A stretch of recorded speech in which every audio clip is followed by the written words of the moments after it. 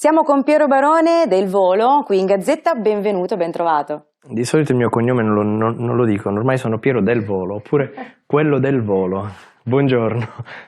Senti, tu sei venuto a trovarci perché hai da raccontare un'avventura sportiva che ti sta molto a cuore, perché il 5 novembre sei stato a New York per affrontare la maratona.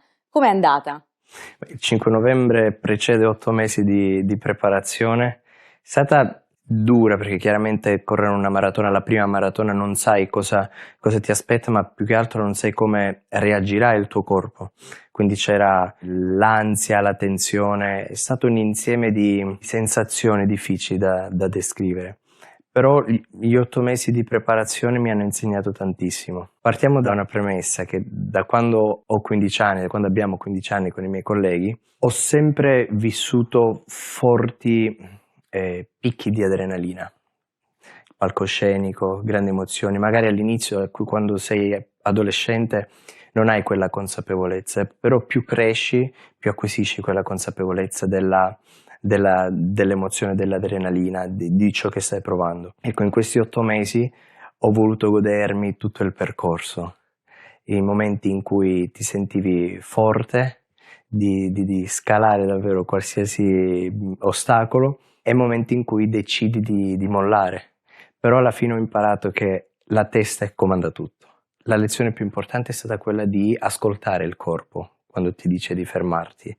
Ecco, quella è stata la parte più delicata, soprattutto 2 settimane prima della gara. Mi sono infortunato alla caviglia, ho avuto una forte infiammazione e quindi rischiavo di non fare questa gara. Ero un po' avvilito, demoralizzato, impaurito di non poter. C'era tutto il viaggio organizzato, tutto l'impegno che c'è stato in questi 8 mesi, e quando sono arrivato 100 metri al traguardo è stato il momento più forte. Ecco, in tutta la mia vita è stato un momento unico, non posso paragonarlo, confrontarlo ad altre emozioni che ho vissuto con la professione che svolgiamo con Ignazio e Gianluca, ma è stata un'emozione unica perché quei 100 metri ti passano tutte le slide, no? Tutto ciò che hai vissuto in quegli 8 mesi, e quella è la ragione per cui lo fai. E alla fine scoppi in un pianto, non mi vergogno a dire che ho pianto come un bambino alla fine, però sono orgoglioso di me stesso per aver raggiunto quel traguardo, e soprattutto grazie a tutti i preparatori, amici, sostenitori che mi hanno accompagnato in questo percorso. Tra l'altro ce l'hai fatta anche con un buonissimo tempo, perché comunque 4 ore e 15 minuti, cioè sei assolutamente nella media della maratona di New York. La maratona di New York è la più difficile in assoluto, perché c'è un dislivello circa di 260 metri, 5 ponti, c'è il ponte di Queensboro che è quel ponte lì ti spacca le gambe, un termine molto grezzo, ma è la realtà. Quindi ho deciso di essere maturo, di essere bravo con me stesso, partire lento, ho fatto i primi 30 chilometri calmo, senza eccedere, senza mettere sotto pressione il mio corpo, le mie gambe, e al 30° chilometro ero freschissimo e lì ho aumentato il passo, e alla fine, quando arrivi negli ultimi 2 chilometri, welcome to Central Park, è stato magico, perché tra l'altro l'emozione è stata doppia, perché l'idea della maratona è nata con un mio amico che è venuto a New York l'anno scorso a settembre a vedere il nostro concerto, e mentre eravamo alle 7 del mattino a Central Park e stavamo facendo i nostri soliti 10 chilometri, abbiamo visto la città risvegliarsi con il sole che batteva nei grattacieli, e lì abbiamo detto: ma scusa, ma perché non proviamo a fare la maratona di New York il prossimo anno? Quindi quando sono arrivato, welcome to Central Park, vedevo quei grattacieli rivisti l'anno scorso, e lì ho provato qualcosa di magico. Tra l'altro tu hai qui la medaglia, perché prima in maniera proprio molto orgogliosa, no? Me l'hai mostrata, ma è giusto farla vedere anche ai nostri amici di Gazzetta, perché comunque è importante quando hai per le mani, cioè la riguardi, che cosa provi, insomma. Ma in realtà l'ho portata dietro per farla vedere a Ignazio e Gianluca, perché avevamo una scommessa. Pesa anche. E pesa, confermo, pesa. Con i miei colleghi abbiamo fatto una scommessa 3 settimane fa in Grecia. Se arrivavo, perché i partecipanti sono più di 50.000, se arrivavo come posizione sotto i 25.000 dovevano offrirmi una cena. Se arrivavo oltre i 25.000 io avrei dovuto offrire la cena a tutti loro, a tutto il team. Mi è andata bene perché sono arrivato a 19.000 e qualcosa. Questa è la dimostrazione per loro. Dopo tutte le fatiche, no, prima della maratona, adesso ti puoi C'era disfare in una anche- cena che pagheranno loro. No, nella gara c'era anche il pensiero e lo stress della cena che avrei dovuto pagare a Giusto. tutto il team. Quindi dovevo arrivare sotto i 25.000. Senti, ma tutta questa preparazione per la maratona poi ti è servita e ti serve anche per il tuo lavoro? Cioè comunque voi girate tantissimo il mondo, quindi immagino un po' proprio l'essere un po' spostato a livello fisico, il dover poi però performare bene sul palco, quindi anche quel tipo di preparazione fisica ti serve? Ognuno di noi ha un modo per recuperare in fretta, per prepararsi. Personalmente la corsa mi aiuta tanto, anche a livello di salute, con tutti i fusi orari, soprattutto quando arriviamo in delle città che si trovano sul mare. Poi, grazie alla corsa, è stata una conseguenza, perché corro da tanti anni, da 7-8 anni.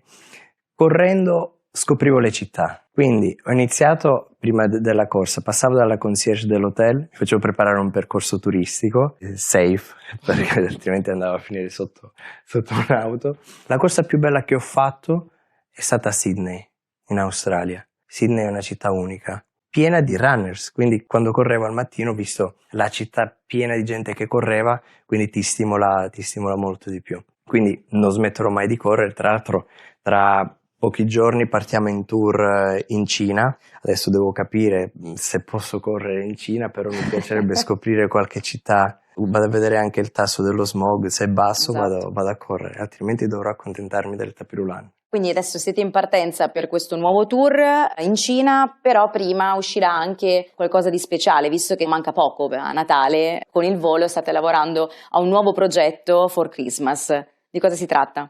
Siccome il Natale è l'unico momento sicuro dell'anno in cui si torna a casa, da piccolini siamo stati sempre legati a questa stagione. E quindi è nato ormai questo rituale da parte nostra di dare qualcosa, fare qualcosa a livello musicale, discografico per i nostri fan, per la gente che ci supporta e sopporta da 15 anni. Quest'anno abbiamo deciso di fare un mini vinile che si intitola For Christmas, 4 Christmas, sono 4 brani di Natale. Ognuno di noi ha il suo brano preferito, quindi stare in un gruppo significa anche questo, trovare il giusto compromesso nella decisione dei brani da incidere. È bello, la copertina è particolare, tutta rossa, la trovate su Spotify, For Christmas. Non vediamo l'ora appunto di ascoltarlo. E allora intanto grazie mille a te Piero e in bocca al lupo per tutto e soprattutto anche per la prossima maratona. Ne hai già una in mente? No. Non ancora? Adesso torno a giocare a tennis, seguirò il calcio, lo sport farà sempre parte della mia vita, ma adesso è troppo presto per preparare un'altra maratona, anche perché ci aspetta un tour mondiale abbastanza impegnativo, dovrò tenere da parte le energie per il lavoro. Passiamo invece adesso all'altro sport che segui moltissimo, che è il tennis. Tra l'altro tu l'hai anche praticato un po'. Ma il tennis è nato come la corsa, uno sfogo per distrarmi un po' dal vortice professionale musicale. Ho iniziato da grande, quindi mi dispiace. Se dovessi avere un figlio nella vita, a 3 anni lo butto in un campo da tennis, perché è una disciplina, uno sport, oltre ad essere molto elegante, esige tanta disciplina. Quindi mi piace, è affascinante vedere bambini che giocano a tennis e poi praticarlo. Sei te contro te stesso, hai uno specchio davanti, non hai un avversario. Quindi se sbagli te la devi prendere solo con te stesso e devi riconoscere gli errori che fai. Poi io lo faccio in maniera molto semplice, sono in un circolo, sono un 4-3. Sì, ho fatto qualche torneo. Dovrei fare più tornei per salire in classifica, ma poi vedi, questo è il mio problema. Quando è nata la passione per la corsa, da 3 chilometri ho deciso di fare la maratona. Adesso il tennis non voglio iniziare a fare tornei, basta, devo fermarmi un po'. Troppe cose altrimenti, poi adesso appunto parte il tour, bisogna incastrare tutto. Però quando siamo in tour con Ignazio, perché anche lui gioca a tennis, portiamo la racchetta dietro, la nostra racchetta, quindi cerchiamo sempre di prenotare qualche campo e Lo far sport vi segue coincidere. ovunque, insomma. Sempre, la prima cosa che faccio, scarpe da corsa e scarpe da tennis in valigia e poi lo zainetto, quello professionale, per mettere la racchetta. Giusto. Senti, ma come vedi questo momento del tennis azzurro? È un bellissimo momento per l'Italia, per il tennis azzurro. Sinner sta dando il massimo e ho apprezzato molto il suo ritiro dall'ultima partita, quella che è terminata alle 2 del mattino, per non sacrificare gli ATP adesso a Torino, gli ATP Finals.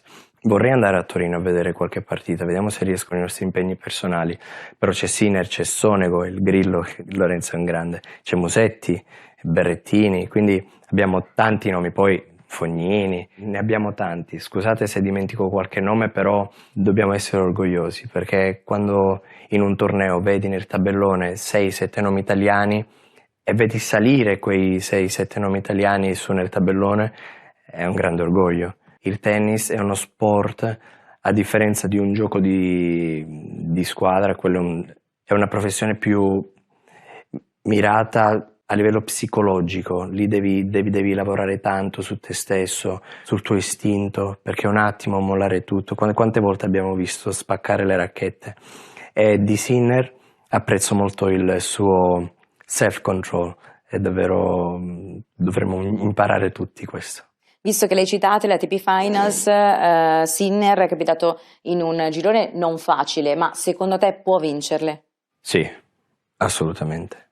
Anzi, ti dico una cosa, è l'unico che le può vincere. Cioè Alcaraz è un fenomeno, però Sinner ha dimostrato di essere davvero un campione. Ecco, Sinner è il perfetto esempio che la qualità col tempo premia. Cioè qualità, disciplina, determinazione, il tempo alla fine dà tutte le risposte. Lui ha solo avuto bisogno, ripeto, questo è il mio parere estremamente personale, non sono un tecnico, lui ha solo avuto bisogno di crescere un po', di fare esperienza. Poi con l'esperienza ha imparato a controllare la partita fino all'ultima pallina e ha dimostrato di essere un vero campione. Anzi, spero tantissimo, gli auguro e non vedo l'ora di vedere il suo nome tra il numero 1 e il numero 2 del ranking mondiale.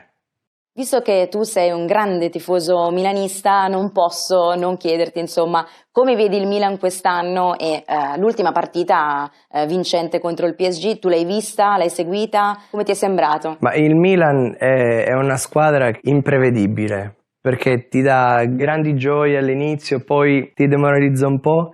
E poi l'ultima partita con il PSG è stata incredibile, mi ha lasciato incollato alla TV, purtroppo non potevo andare allo stadio perché ero fuori, ma ha dato una grande carica per la partita di Champions, quindi forza Milan sempre, a prescindere da come vada, vincere, perdere, siamo sempre rossoneri. E credi che questa vittoria possa dare anche un maggiore slancio anche in campionato? Darà, assolutamente. Sicuro. Sicuramente. Come vedi invece questo possibile, ormai quasi certo ritorno di Ibra?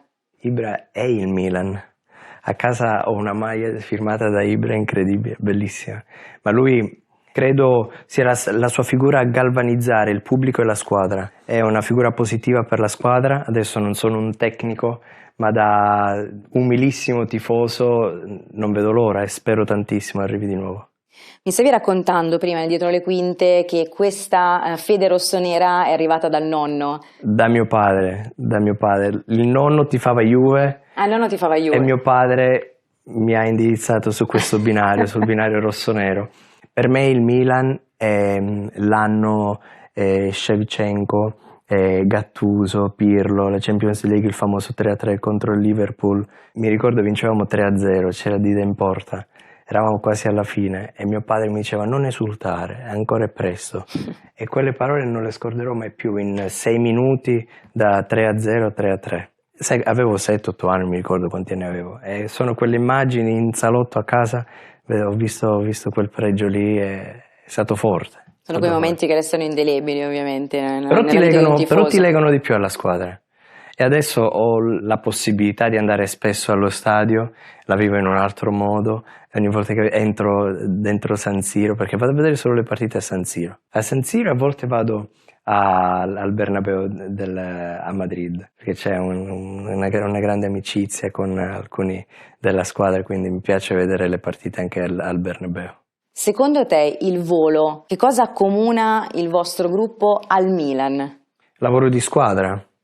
Il lavoro di squadra ti rende altruista, e non puoi cercare di fare la prima donna in una squadra, in un team, in un gruppo musicale. Se entri nel concept che il risultato finale è quello comune, allora sei un vincitore. Se vuoi uscire invece tu, se vuoi, ripeto, fare la prima donna in qualsiasi contesto, allora non hai capito niente. E credo sia questa la caratteristica che accomuna il volo a qualsiasi squadra calcistica. E quando vedo un grande gioco di squadra vuol dire che l'allenatore ha fatto un grande lavoro. L'ultimissima, ti chiedo, ma il volo magari in un futuro, cantare l'inno del Milan? Sarebbe bello. È difficile perché tutti e tre tifiamo 3 squadre diverse. Ignazio è juventino, scontato, e Gianluca è romanista, quindi potremmo fare una strofa del Milan, una strofa della Juve e una strofa della Roma, vediamo, è difficile. Lì è difficile trovare il compromesso. Grazie ancora. Grazie a voi.